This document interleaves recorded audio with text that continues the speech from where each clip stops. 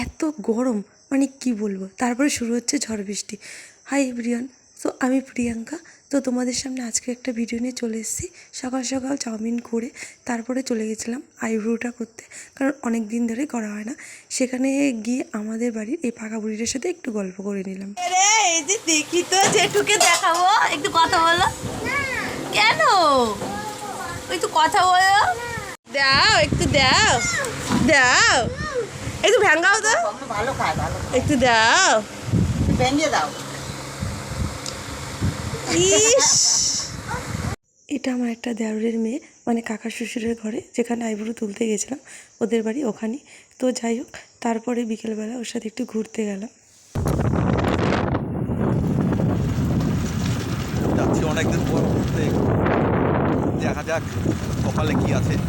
বৃষ্টি আসছে প্রচুর। আমার মন খারাপ কেন, ঘুরতে যাওয়ার সমস্ত ফুটেজগুলো ডিলিট হয়ে গেছে। আমাকে ও অনেক সারপ্রাইজ দিয়েছিলো, সেটি তোমাদের সাথে শেয়ার করতে পারলাম না। বাড়ি এসে একটা রিলস ভিডিও বানিয়েছিলাম। এইভাবেই দিনটা কাটলো।